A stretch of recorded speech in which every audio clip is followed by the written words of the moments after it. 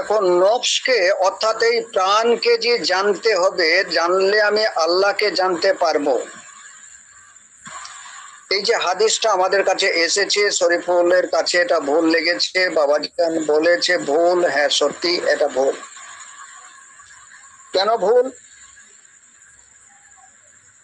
তার আগে ব্যাখ্যা করি যে আমরা যে নফসটা পেয়েছি, আমরা যে প্রাণটা পেয়েছি, একটা মাত্র নফস যখন আমার পৃথিবীতে ভূমিষ্ঠ হয়ে আসছে, একবারে পিতার কাছ থেকেই যখন আসছে, তখন থেকেই ওই প্রাণ তার কিছু বৈশিষ্ট্য ধরে রেখেছে, বৈশিষ্ট্য সে নিয়েই আসছে। ওই প্রাণের সাথেই লোভ, ক্রোধ, কাম, মদমোহ, মাৎসর্য, এই যে রিপুর কথা বলা হয়, এই যে প্রবৃত্তিগুলি ও প্রাণের সঙ্গে যুক্ত হয়েই আছে, প্রাণের সঙ্গে ও যুক্ত হয়েই এসেছে।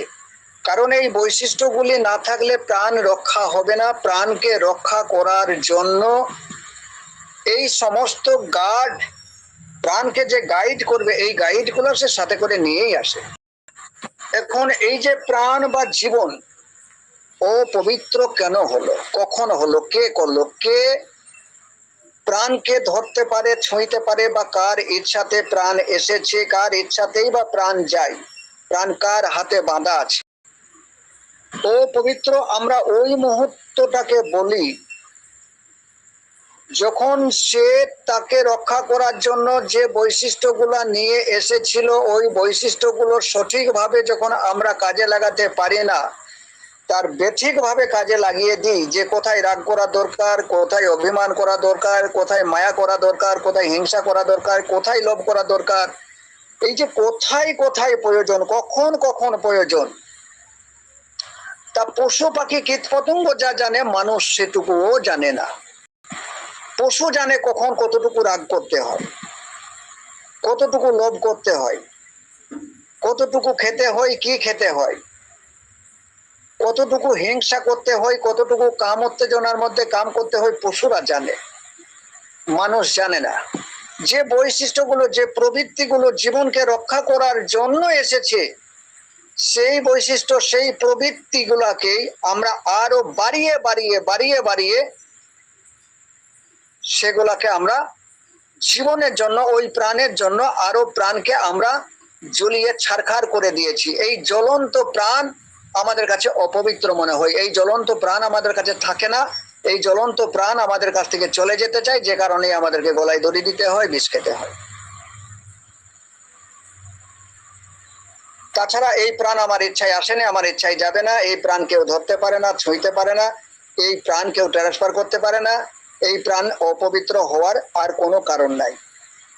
প্রবৃত্তির চাহিদা যখন অতিমাত্রায় চলে যায়, তখন এটা যন্ত্রণার কারণ হয়ে যায়, তাপের কারণ হয়ে যায়। এখন প্রাণকে জানলে আল্লাহকে জানবো, তাহলে আল্লাহ কি প্রাণ, যে প্রাণকে জানলে আল্লাহকে জানা যায়? আল্লাহ তো তা বলেনি যে আমি প্রাণ, এ কথা তো বলেনি আল্লাহ। এমনকি আমি প্রাণ, এ কথা আমিও বলি না, আমার প্রাণ বলি, আমিও প্রাণ নই। আমি প্রাণ নই কেন? আর একটা সুন্দর উদাহরণ দিয়ে দিই।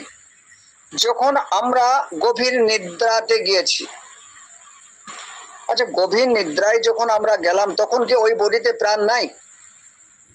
আমি কই, প্রাণ তো আছে, শ্বাসকার্য চলছে, পরিপাক তন্ত্রের যাবতীয় যত রকমের কাজ সবই চলছে। কেবল কিছু কাজ, যেগুলা নিরাকার, কিছু কাজ যেগুলা আমির সঙ্গে সংযুক্ত ছিল, বলা, দেখা, শোনা,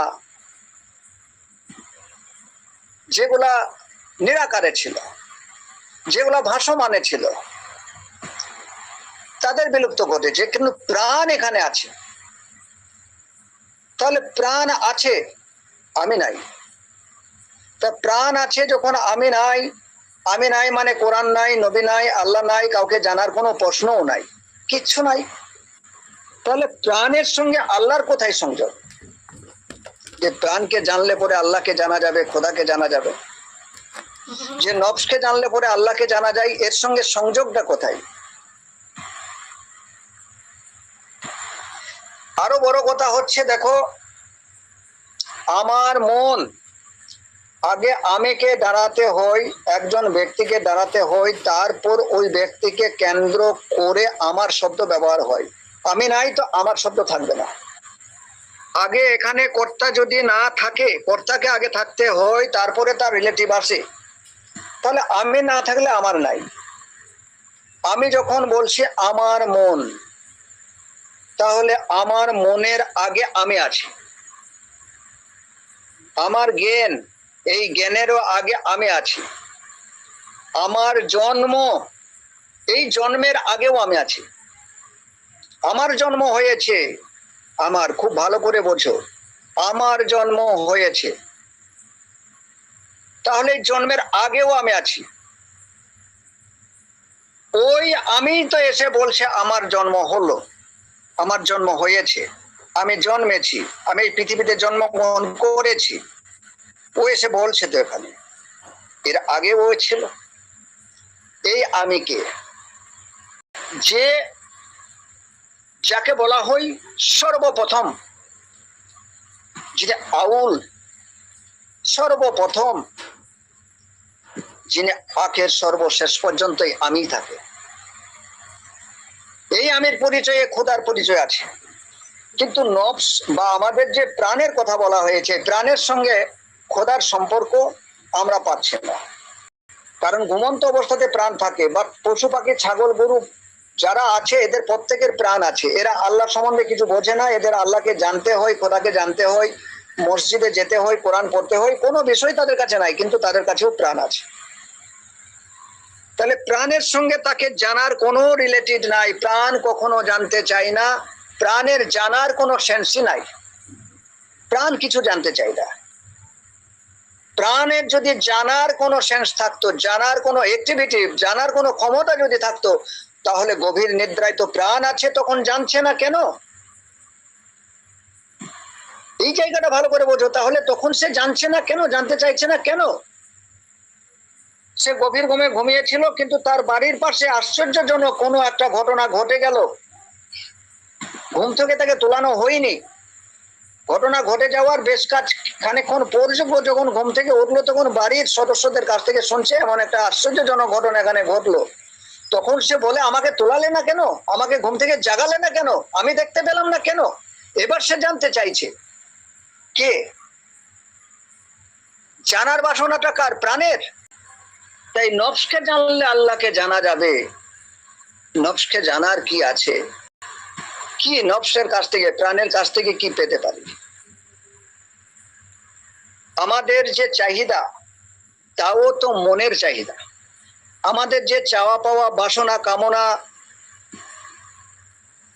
আমাদের কোনো জায়গায় ঝুঁকে যাওয়া, খারাপ লাগা, ভালো লাগা, শান্তি লাগা, অশান্তি লাগা, সব তো মনেতে। আর এই মন তো কোনো ভৌত পদার্থ নয়। কারণ ভৌত পদার্থ, যাকে বস্তু বলা হয়, এটা স্থানান্তরিত হয়। যেমন কারো চোখ নষ্ট হয়েছে, আমার চোখটা কাউকে দিলে সে দেখতে পাবে। চোখ একজনের কাছ থেকে আরেকজনকে স্থানান্তরিত করা যায়, হাত একজনের কাছ থেকে আরেকজনকে স্থানান্তরিত করা যায়, কিডনি একটা দেহ থেকে আরেকটা দেহে স্থানান্তরিত করা যায়। এগুলো ভৌত পদার্থ, এগুলো বস্তু, এগুলো স্থানান্তর করা যায়। কিন্তু কারো মন, কেউ একজনের মন আরেক জায়গায় স্থানান্তর করে যায়? এই মন কি স্থানান্তরিত হয়? এক নিরাকার সত্তা, এ সর্বব্যাপী। তাই এর স্থানান্তরিত করার জায়গা নাই। যার স্থানান্তরিত করার জায়গা নাই, তাকে স্থানান্তরিত করে রাখবে কোথায়? এর সর্বত্রই। আমি একদিন বলেছিলাম, টোটাল ব্রহ্মাণ্ড এক বৃহৎ মন। যে চেতন মনের কথা আমরা বলছি, ঘুমিয়ে গেলে তো মনের, চেতন মনের কাজ শেষ হয়ে যায়, জানার বাসনার শেষ হয়ে যায়। আমি চৈতন্য যুক্ত মনের কথা বলছি, বৈযুক্ত মনের কথা বলছি। টোটাল ব্রহ্মাণ্ড জুড়ে এক বৃহৎ মন, বৃহৎ মনের সঙ্গে সংযোগ, কানেকশন রেখেছে। তারপরেও আমরা ব্যক্তিগত বললে এটা আমার মন। যে কারণে আমি প্রশ্ন করেছিলাম, আমার মন, তাহলে আমি দাঁড়িয়ে আছি, তাহলে মনের আগে আমি কেউ আছে? আমি জন্মেছি, এই জন্মের আগে আমি কেউ, আমি বলে কেউ আছে? ওই আমিকে জানতে বলো ওই আমি কে, ওই আমিটাই তোমার ওই আমিটাই তোমার পরিচয়, ওর পরিচয় পেলে পরে তোমার মৃত্যু হয়ে যায়। তুমি যে মরো না, ওই আমির খোঁজ পেলে তখন তুমি বুঝতে পারবে না আমি মরিনি, আমার মরণ নাই, আমি অনন্তকাল ধরে আছি, আমিই থাকবো। এই আমি আছি, একেবারে সৃষ্টির শুরু থেকে আমি আছি, এই শেষ লগ্ন পর্যন্ত, শেষ সীমানা পর্যন্ত আমি থাকবো। এই আমি কে? সবাই আমি শব্দ ব্যবহার করে, এই আমি কে, সবাই আমি শব্দ ব্যবহার করে। দেখো মন কিন্তু, এই যে চেতনার যে কথাটা বলছি, চেতন মন, এই চেতন মন কিন্তু পশু পাখি কীট পতঙ্গ এমনকি পিঁপড়েদের পর্যন্ত সকলেরই মন আছে, সকলেরই একটা চেতন যুক্ত মন আছে। কিন্তু বিষয়টা কি জানো তো, 0%, 0 পাওয়ারের বাল্ব আছে, 100 পাওয়ারের বাল্ব আছে, 500 পাওয়ারের বাল্ব আছে, 1000 পাওয়ারের বাল্ব আছে। এই যে পাওয়ারের বাল্ব, একেবারে 0 থেকে 1000, 5000, 1 লাখ পর্যন্ত পাওয়ারের বাল্ব, এই চেতনেরও 0 পাওয়ার থেকে শুরু করে 1000 পাওয়ার পর্যন্ত চেতনারও ক্ষমতা ওই পাওয়ারে আছে। এখন মানুষ যে বাল্বের শক্তিটা পেয়েছে সেটা সর্বোচ্চ, সর্বোচ্চ, এর ফোকাস বেশি, এই ফোকাসের দ্বারাতেই এর জগৎ সৃষ্টি করতে পারে। বাকিরা জগৎ সৃষ্টি, যার যতটুকু মন আছে তার কাছে ঠিক ততটুকুই সে জগৎ সৃষ্টি করতে পারে, পারে সকলেই, কিন্তু যার কাছে ঠিক যতটুকু আছে ততটুকু পারে, সকলেরই মন। তা আমি শব্দ ব্যবহার করছি, আমি যেমন প্রত্যেকটা ব্যক্তি আমি শব্দই ব্যবহার করে। আমি শব্দটা ছাগল গরু পশু পাখি পিঁপড়ে সেও আমি শব্দ ব্যবহার করে। একটা পিঁপড়েকে টাচ করে দেখো, সেও তোমাকে রুখে দাঁড়াবে, সেও তোমাকে কামড়াতে আসবে, সেও রুখে দাঁড়াবে, সে বলবে আমিও পারি। এই রুখে দাঁড়ানো তোমাকে তোমাকে যে আবার ঘুরিয়ে কামড়াতে আসছে, এর মধ্যে সে বুঝিয়ে দিতে চাইছে যে আমিও পারি, আমি এখানে যেন লুকিয়ে আছে, আমিও পারি। 5000 বছর আগে যারা এসেছে তারাও বলেছে আমি, 5000 বছর পরে যারা আসবে তারাও বলবে আমি, বর্তমানে যত পশু পাখি কীট পতঙ্গ মানুষ আছে তারাও বলছে আমি। এই আমি কে? জগৎ জুড়ে, টোটাল ব্রহ্মাণ্ড জুড়ে শুধু আমি কে? এই বৃহৎ আমির খোঁজ যে পেল সে তো খোদার খোঁজ পেয়ে গেল। এই বৃহৎ আমি ছাড়া আর আছেটা কি? আল্লাহ কোরআনে বলে দিল আমার শরীক করো না। শরীক আছে কে? শরীক আছে কে? তাই শরীক করা যাবে? শরীক করতে গেলে তার জোর থাকতে হয়তো, তার সমতুল্য থাকতে হয়তো, তাতে ছোট বড় তার ছোট বড় ব্যবস্থা থাকে, তার শ্রেষ্ঠত্ব অশ্রেষ্ঠত্বের ব্যাপার থাকে। আছে কে? জোড়া আছে কে? আমরা আজানের ধ্বনিতে দিয়ে দিচ্ছি আল্লাহু আকবার, আল্লাহু আকবার, আল্লাহ সর্বশ্রেষ্ঠ, আল্লাহ মহান, আল্লাহ বড়। কার সাপেক্ষে বড়? বড় শব্দ ব্যবহার করছি কেন? সর্বশ্রেষ্ঠ ব্যবহার করছি কেন? আল্লাহ সর্বশ্রেষ্ঠ কার সাপেক্ষে? কে আছে? কারো সাপেক্ষে বলতে হয়তো বড়, ছোট কেউ থাকবে, তুলনা করতে হয়তো, জোর থাকতে হয়তো, প্রতিদ্বন্দ্বিতা হতে হয়তো, তারপর তো শ্রেষ্ঠত্ব প্রমাণ হয়। কার সাপেক্ষে আল্লাহ শ্রেষ্ঠ পেল? যে আমি যখন বড় ঘোষণা করছি, আমি যখন শ্রেষ্ঠত্ব ঘোষণা করছি, এবার কেউ হয়তো বলতে পারো যে আমার তুলনায় তিনি বড়, এটাও শরীক হয়ে গেল আল্লাহর সঙ্গে আমার। এখানে মাপামাপি চলছে, আমি ছোট ও বড়, দুজন দাঁড়িয়ে আছি তো, দৌত। এই দৌতকে মিথ্যা বলা হয়েছে, যেখানে দুই সেখানে মিথ্যা, দুই নাই। তোমাদেরকে ইবলিস নিয়ে আমি বুঝিয়েছিলাম, আমি আর সে জায়গায় যাচ্ছি না। দুই তো নাই, কথাগুলো ভালো করে বুঝে যাবে। তাহলে এই যে আমি দাবি করলো যে আমি জন্মগ্রহণ করেছি, আমি জন্মেছি, তাহলে জন্মের আগে আমি আছে দাঁড়িয়ে, তাহলে জন্মের আগেও সে ছিল। এ কে? কোথায় ছিল? এ কে? আমরা এত ভিন্নতা দেখছি কেন? আমরা আমি শব্দ, তুমি শব্দ, সে শব্দ, এই রকমের আমরা 3% পর্যন্ত লিঙ্গ ব্যবহার করছি কেন? আমি ওরা সে এই কথাগুলো ব্যবহার করছি কেন? আমরা ভিন্ন ভিন্ন করে দেখছি কেন? অখণ্ডিত আল্লাহকে খণ্ডন করছি কেন? এটা আমাদের ইগো, এটা আমাদের অহংবৃত্তি, এটা আমাদের অজ্ঞানতা, এটা আমরা মিথ্যাকে সত্য বলে ভেবেছি।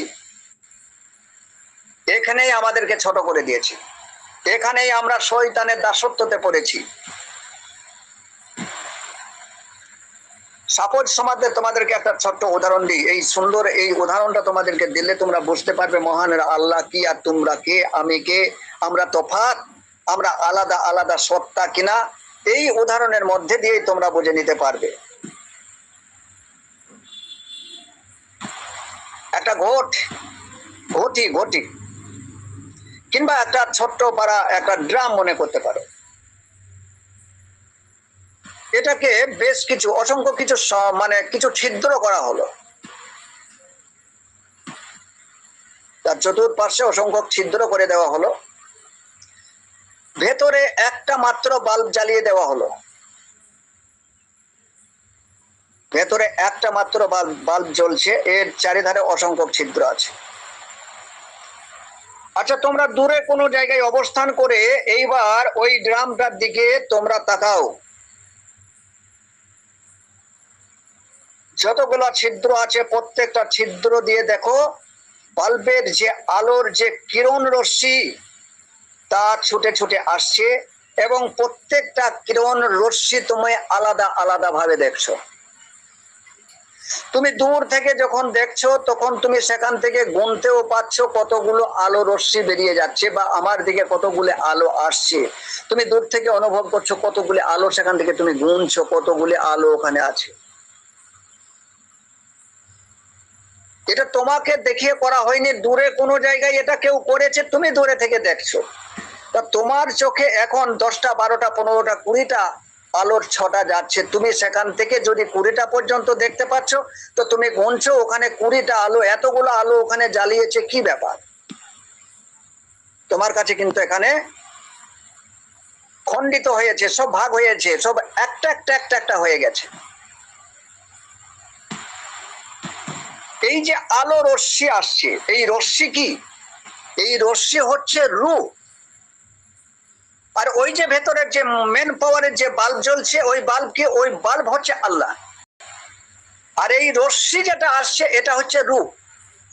এই রশ্মি ব্যক্তি মানে রশ্মি, এই রূহ গুলা তখন বলছে যে অসংখ্য রুহানো, তখন বলে যে রুহের জগৎ, রুহানি জগৎ, তার মানে এখন প্রচুর রুহুর ব্যাপার।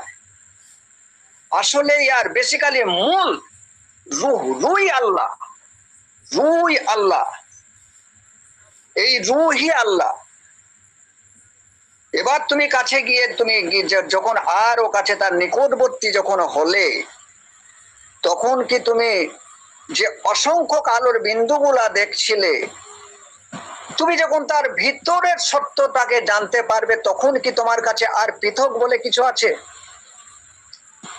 এক আলো বিভিন্ন ছিদ্র দিয়ে বিভিন্ন ভাবে প্রকাশ হয়ে ব্যক্তিগত ভাবে আলো রশ্মি ছুটে গেছে। এক আল্লাহ বিভিন্ন রূপে প্রকাশিত, কোথাও বড় ছিদ্রে বড় আলো, কোথাও ছোট্ট অতি ক্ষুদ্র ছিদ্রেই অতি ছোট্ট আলো। এক আলো, একটাই মাত্র বাল্ব জ্বলছে, একটাই, এক বিভিন্ন জায়গা দিয়ে প্রকাশ হয়েছে, বিভিন্নতা পেয়েছে, আমাদের চোখে ঠেকেছে ভিন্নতা। আমরা এই উপরের চোখ দিয়ে দেখতে চাই, আর এই উপরের চোখ দিয়ে আমরা যা দেখি তা ভিন্নতাই দেখি, আমার থেকে সবই তফাৎ করে দিই, সবই আলাদা করে দিই। তাই রশ্মি হচ্ছে রূহ। এখন একটা ফুটো দিয়ে যে রশ্মি আসছে, এই রশ্মি এখন ব্যক্তিগত ভাবে মনে করছে আমি মরে গেলে কোথায় যাব? আরে তুমি কে? এই যে রশ্মি বেরিয়ে এসেছে, এসে বলছে আমি। একটা দেহ পেয়েছে, একটা জায়গায় প্রতিফলিত, এই আলোটা একটা জায়গায় একটা দেয়াল পেয়েছে, একটা জায়গায় প্রতিফলিত হয়েছে, প্রতিফলিত হওয়ার পরে প্রকাশ পেয়েছে, একটা জায়গায় এসে এর নতুন ভাবে প্রকাশ পেয়েছে। এ হয়তো লাল দেয়ালে গিয়ে প্রকাশ পেয়েছে, লাল হয়ে গেছে, একটা কালো দেয়ালে কেউ কালো হয়েছে, একটা সবুজ দেয়ালে কেউ সবুজ হয়েছে, একটা হলুদ দেয়ালে গিয়ে কেউ হলুদ হয়েছে। এরা ব্যক্তিগত বলছে ও তো হলুদ, আমি তো লাল, ও তো কালো, এ তো আমাদের ভিন্নতা আছে।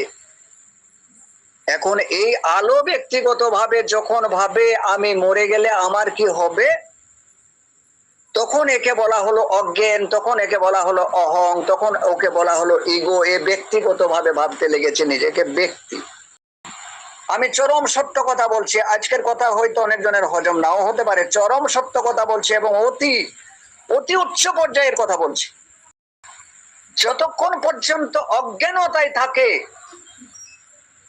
ওই আলোর পাওয়ারটাকে ব্যক্তিগত করে নিয়েছে, আমার কি হবে, আমি কোথায় যাব, আমি কে, একে বলা হলো অহং। অহং এর একটাই মাত্র কাজ, সে প্রত্যেকটা সময়ের জন্য, প্রত্যেকটা সেকেন্ডের জন্য শুধু জানতে চাই, জানতে চাই, জানতে চাই, জানতে চাই। একটাই কাজ, সে জানতে চায়। জানার বাসনার এর শেষ নাই। এই যতক্ষণ পর্যন্ত জানার বাসনার শেষ নাই, ততক্ষণ পর্যন্ত সে অহং ব্যক্তি। ততক্ষণ পর্যন্ত এ ভীতু, এ ভয়, এ আতঙ্ক ফিল করছে, এর মধ্যে আতঙ্ক আছে, তাই সে জানতে চায় আমি কে, আমি কোথায় যাব, আমি মরে গেলে কি হয়। ভয় থেকে জানা আসে। এরাই বলে আল্লাহু আকবার, আল্লাহ সর্বশ্রেষ্ঠ। এরাই আল্লাহর কাছে হাত পেতে চাই, আল্লাহ কিছু দাও। কে চাইছে? কোন নিরাকার শক্তি তোমার মধ্যে এসেছে? এখন কোন কারণে ওই ছিদ্রটা কোন কারণে বন্ধ হয়ে গেল, তাহলে তোমার যে দেয়ালের মধ্যে আলোটা প্রস্ফুটিত হচ্ছিল, কোন কারণে ওই ছিদ্রটা বন্ধ হয়ে গেল, বেশ, এ দেয়াল অন্ধকার, এ দেয়াল এবার পচে যাবে, তার জীবন প্রদীপ লিবে গেল। এ গেল না এলো? তুমি ঘুমিয়ে গেছো, গভীর নিদ্রায় গেছো, তোমার ছিদ্রে পর্দা ফেলা হয়েছে, কানেকটিভটাকে ডিসব্যালেন্স করে দেওয়া হয়েছে, অফ করে দেওয়া হয়েছে, বেশ, আমি শেষ, আর আমি উচ্চারণ নাই, জগৎ নাই। এই কানেকটিভ তোমার হাতে নয়, তুমি ইচ্ছা করলে ঘুমাতে পারো না, ইচ্ছা করলে ঘুম থেকে উঠতে পারো না। এ খেলা সবই তার খেলা, তিনি ঘুমাবেন, তিনি জাগাবেন, তিনি খোদা লাগাবেন। তোমার খাওয়ারও ক্ষমতা নাই যতক্ষণ পর্যন্ত সে না খিদে লাগিয়েছে। সব সে করছে, অকর্তা হয়েও এখানে তোমার মধ্যে দিয়ে কর্তা সেজে সেই করছে। কিন্তু তুমি যখন নিজেকে দাবি করো আমি কর্তা, এটা অহং হয়ে যায়। এ কারণে একজন সাধক, একজন পূর্ণাঙ্গ সাধক 10টা হয়। সে নীলা দেখে, সে ইগোর 10টা হয়ে যায়। কেউ আঘাত করে দিয়েছে, ইগোকে আঘাত লাগে, ইগোর 10টা হয়। ইগোর প্রতিক্রিয়া জানতে চাই যে ইগো কি রকম করছে, ও দেখতে চায়। কারণ অপমান করে দিয়েছে, এখন এর ছটফটানি বাড়বে, এর রাগ বাড়বে, প্রতিশোধ নিতে চাইবে। আর ওই যে আমি সত্তা, যে বোধ সত্তা, যে চেতন সত্তা, ও যার কাছে আছে, যে সাধকের কাছে আছে, এর দ্রষ্টা, তখন ও বোধ দিয়ে এটাকে দেখতে চাইছে যে দেখি ইগো সামলাতে পারছো নাকি প্রতিক্রিয়া সৃষ্টি করছো, দেখি আমি দ্রষ্টা, কেবল আমি নীলা দেখবো। কারণ এ নিজের পরিচয় পেয়েছে আমি কে।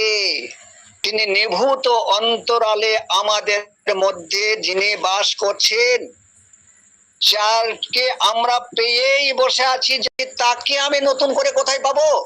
ভাষা এতক্ষণ পর্যন্ত চলে, তোমাকে দ্বার প্রান্তে পৌঁছে দেওয়ার পর্যন্ত ভাষা চলবে, তোমাকে ওই মিষ্টি, ওই রসগোল্লাটা তোমার জিভে তুলে দেওয়া পর্যন্ত ভাষা চলবে, বোঝানো চলবে। কিন্তু তুমি যখন মিষ্টির স্বাদ যখন তোমার জিভ পাবে, তুমি নিজেই কথা বলা বন্ধ করবে। তার মানে তোমার জানার বাসনা শেষ। তাই যে যত তার চেতনায় ঊর্ধ্বগগনে উঠে যায়, তার পরিচয় পেয়ে যায়, সে সেখান থেকে লীলা দেখে।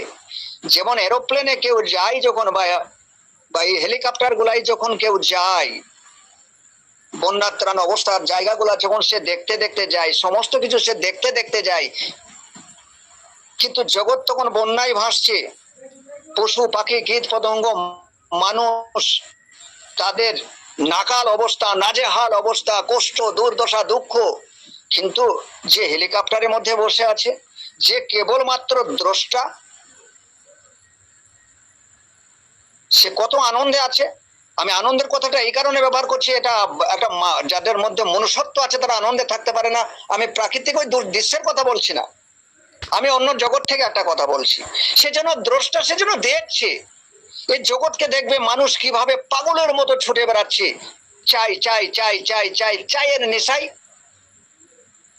হতে পারে সেটা জানতে চাওয়া, হতে পারে সেটা নারী চাওয়া, গাড়ি চাওয়া, বাড়ি চাওয়া, টাকা চাওয়া, সম্মান চাওয়া, যশ চাওয়া, খ্যাতি চাওয়া, পদ চাওয়া।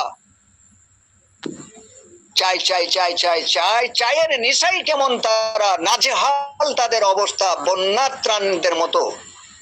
এটা এই দর্শক তখন জগৎটাকে দেখতে পাই।